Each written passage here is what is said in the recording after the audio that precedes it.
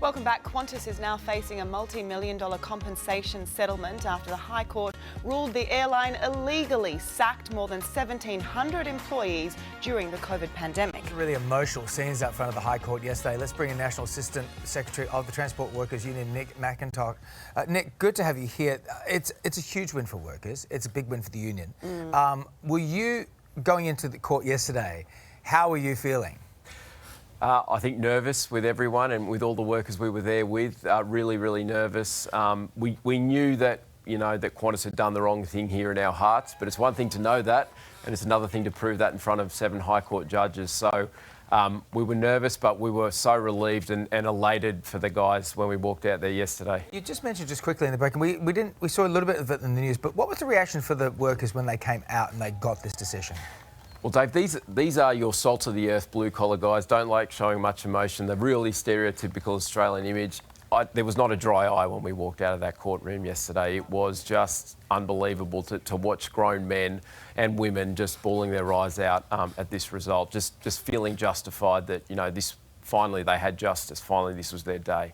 It has been their day, and they've been through so much. But the TWU have some very specific requests. So just take us through what they are. Well, first and foremost, Alan Joyce's bonus cannot be on the table. I mean, we've only got to look at the last 2 weeks of what's happened in this company, and that can't be a factor. The board should follow him out the door, frankly. But also, there's some bigger picture things here. One is that there is some laws before federal parliament right now. They're to close these loopholes. Qantas has created 38 different entities to split its workforce, essentially to bring down wages and conditions. We've got to change those laws. It's before federal parliament. We urge those laws to be changed. And we need a Safe and Secure Skies Commission. I mean, the way airlines, the aviation, airports, the aviation community has treated consumers, workers, we've all seen this over the last couple of weeks. We need an independent body to sit there, get things right for the national interest that encompasses what's good for consumers and what's good for workers here. And that's sorely missing, and we need that. There's a lot of damage going on with Qantas at the moment, through these actions. But, you said yesterday you believe that the board, and you just mentioned it then, but specifically the Qantas chairman, Richard Goyder, should resign. Why do you think this is so important to this? Well, Dave, I don't know how you could be leading a board that has been complicit in every decision that has been made over the last 4 years, backed Alan Joyce into the hilt. We've all seen all of these things come crashing down over the last couple of weeks. I'm not sure how you can lead that and say we're all for it and then try and say, oh, we're here to rebuild the company's reputation. I think if there's any semblance of corporate governance left in this company and any sense of morality and good faith, the chairman has to do the right thing. He has to step aside, and frankly, most of his board should follow him out the door to try and give this company a fresh start. I think Australians want this company to succeed, but it can't succeed if the same people are running it with the same approach and the same direction. Yeah, they've got a lot of work to do to rebuild that reputation. So the new CEO, Vanessa Hudson, what is your message to her? Well, look, I think the first thing she should do is come out and meet these workers these 1,700 workers have now been illegally sacked, apologise to them, hear their stories, hear the damage that's been done, and then she should actually have a cultural change at this company. Not just say it, not just bring in the high-priced consultants, but actually say, this is where we need to take this company and we need to win back the trust of the Australian public. And you know what? If there's people on the senior executive team that don't want to do that, then there's the door, because we want this company to succeed. Every Australian loves this company, but we don't love it right now, and we need to work with her to rebuild this to the way we want it to be and the way it once was. All right, Nick, we'll leave it there. Powerful words, and well done yesterday. Great to see you. Well, the woes just keep mounting for the Flying Kangaroo. Now a historic win for workers as the High Court rules Qantas illegally sacked more than 1,700 employees in 2020. One of them, Damien Pollard, worked for the company for more than 15 years before his job was unlawfully outsourced. He joins us live now from Canberra. Thanks so much for your time, Damien. I mean, this was Australia's largest case of illegal sackings. After 3 lengthy years of fighting, you finally got justice. Yeah, finally. Good morning, Sarah. How are you today? Very well, thank you. I bet you're feeling pretty good too, hey? Absolutely ecstatic. It's the whole vibe of the thing, which a great lawyer once said. It's just after the last 3 years of a lot of dark times for a lot of my colleagues to receive joyful calls yesterday. It was just an amazing experience, and talking about it now, I think you can hear in my voice, just still brings a lot of emotions. Yeah, we absolutely can. I mean, the smiles on everyone's face yesterday was just incredible. Why is it so emotional for you? It's very hard to explain. I suppose we hear in the news and we become a little bit numb to it, especially during bad times and over the pandemic, you know, people being laid off, and we go, oh, that's terrible for those particular workers. But there's always stories behind that. And in our case, we knew, and it wasn't a popular view back then to say something against Qantas, but we knew we were unlawfully dismissed. Just the use of the pandemic to implement a lower paid contracted workforce.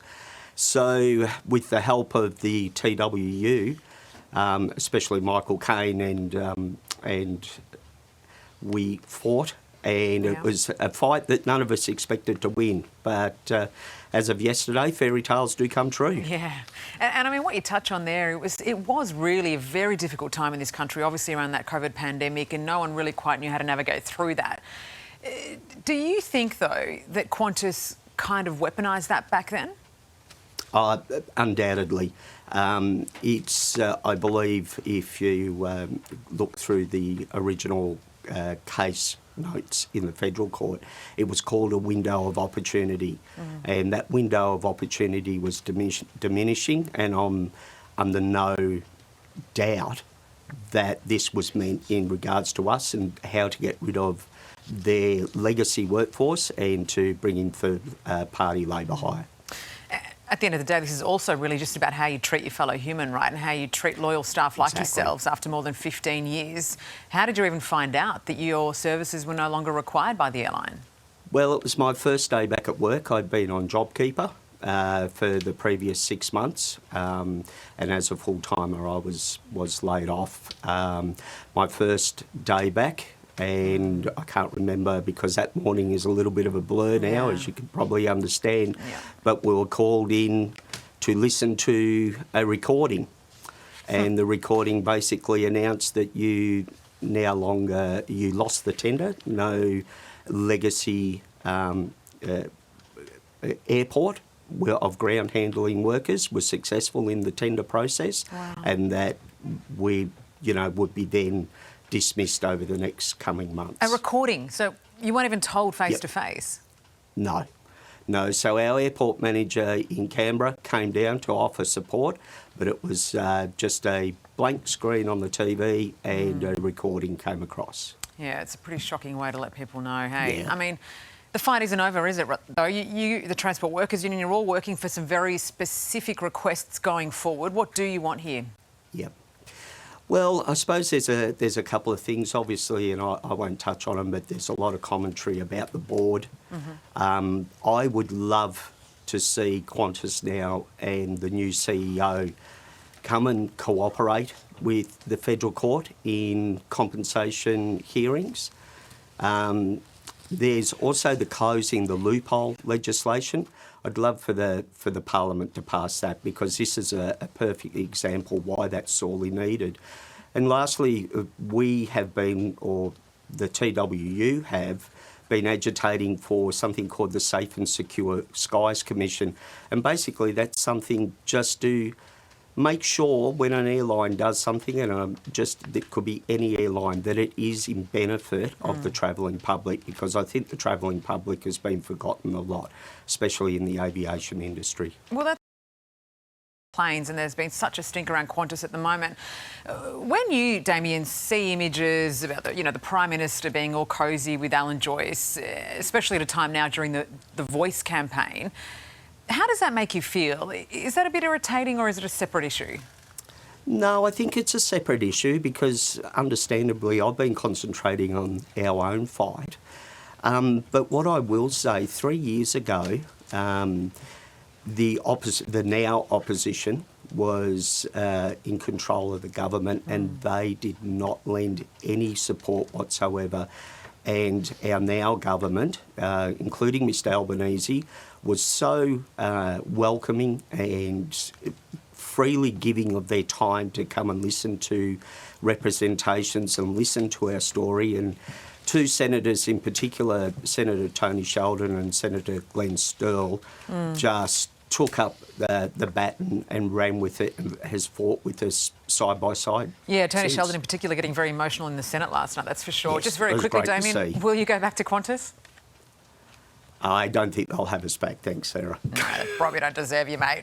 All right, Yeah. well done. Good of you to join us this morning. Thank you, mate. Carl. Thanks, Yeah, guys. Tony Have a good- Sheldon did a great job during all that, didn't he? Hey there, Today fans. Sarah and...